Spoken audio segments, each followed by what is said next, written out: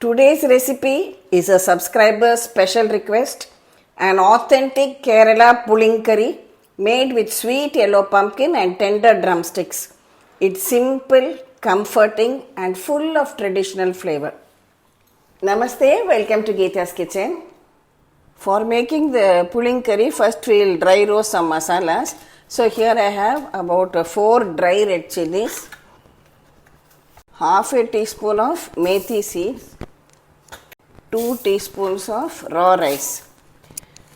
Dry roast all of them together till the rice and methi are all well roasted.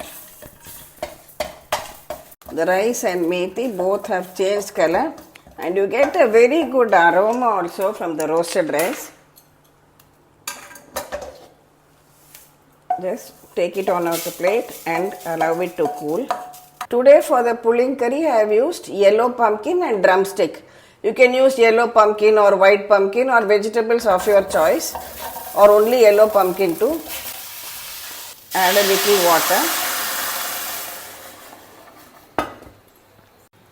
Add a pinch of turmeric powder, salt, and allow it to cook till the vegetables are boiled well.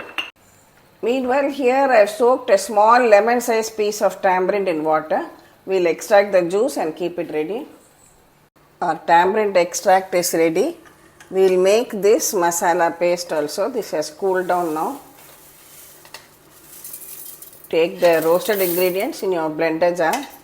Add about 1/4 cup of fresh coconut to it and make it all into a paste. See, the vegetables are cooked well. Now add in this tamarind extract and boil it for another 5 minutes.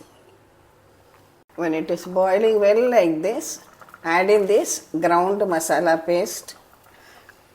Let it all cook together for another 2 to 3 minutes. See, we are not adding any dal in this, so the thickening comes from the roasted rice. And the roasted rice and the roasted methi add an awesome aroma to this Pulinkari. We can add a few fresh curry leaves to this.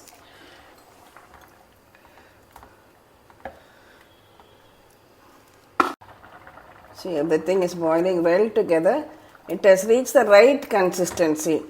It should be thicker than a rasam but thinner than a kuttu. So this is fine. To balance the taste, I am adding just 1 teaspoon of Jaggery and we can switch it off.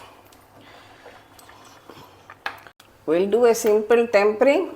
Preferably use coconut oil for that authentic aroma. Splatter some mustard seeds. Just 1 dry red chilli.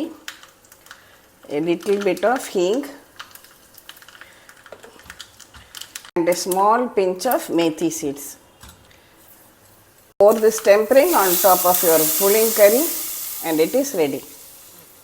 So this Pulinkari can be served with some steaming hot rice.